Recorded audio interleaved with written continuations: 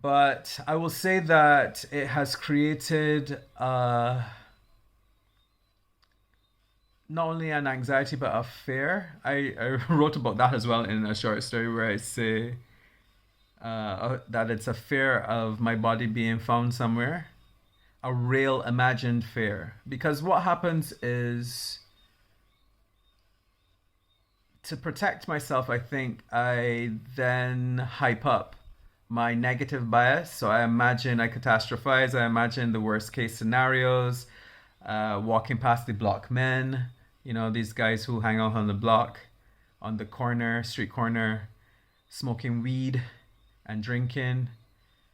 There's a lot of tension. There's a shop that I go to sometimes and I pass these guys and every time, sometimes they'll call my name, sometimes they'll mock me. Once I was passing by and some Jehovah's Witnesses women stopped to talk to me and one of the guys was like, Marhi, I got all the girls, which was him mocking me because, they know the situation. There was one guy who used to hang out with them who I was terrified of. I remember once I was maybe going to catch the bus and he was in a car of guys with other guys, and when I looked over at him, he just made the gun sign and went pox. It was terrifying, man, terrifying. And I think a lot of my fear has to do with the fact that ignorant people will do ignorant things. So you never know. You never know what will cause someone to act in ignorance. And then you've lost your life. So there's a prevalent fear that I live with, a background anxiety, which can't be good for you. But as I've said in some of my comments, I am no longer going out as much. And it's not because of this, it's because I'm just getting older and I've done all of my partying and I prefer to be at home. I prefer to binge watch a Netflix series or a movie than to be in the club.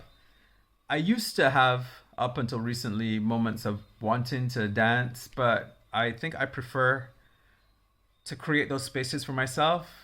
I prefer house parties or to have a party and throw and invite people, a small gathering. We play our own music and eat what we like to eat. So yeah, those were my experiences with homophobia in Barbados.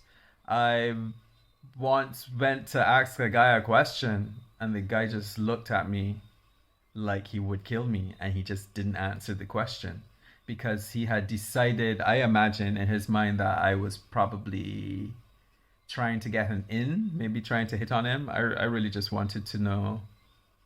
I don't even remember what it was that I was asking. But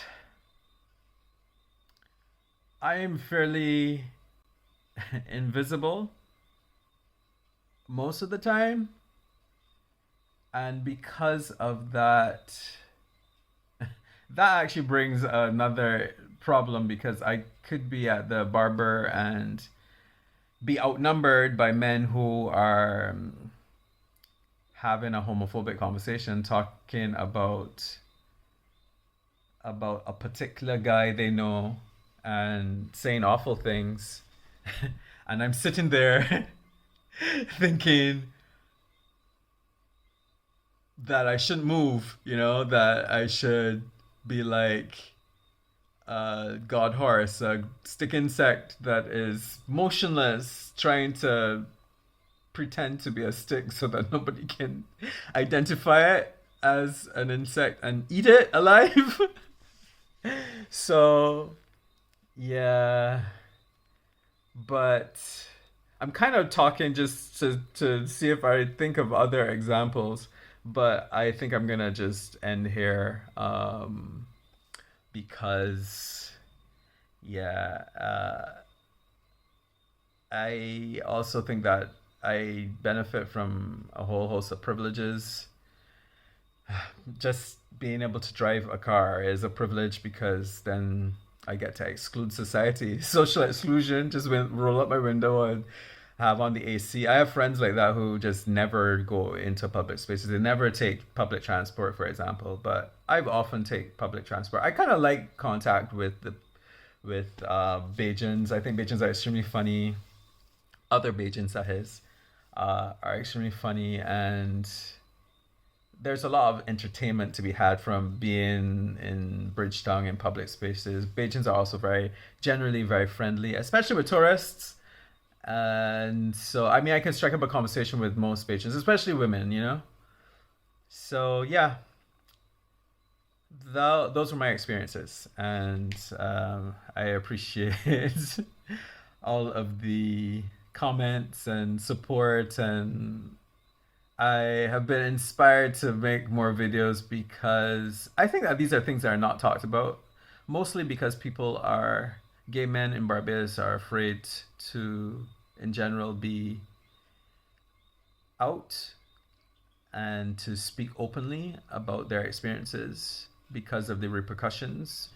You could be excluded, and especially for people who rely on others financially,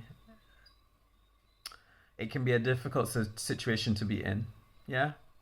So that's it. Thank you for listening, and I'll see you in the comments. I don't know if I'm going to be able to respond to all of them. The last time I did, there were quite a few, almost 100 comments on each of the videos, but I tried to respond to them as I received them, but I'm not sure that I'll be able to do that this time. However, I appreciate the support in the comments. Yeah. Thank you, and I'll see you again when I see you. Thank you.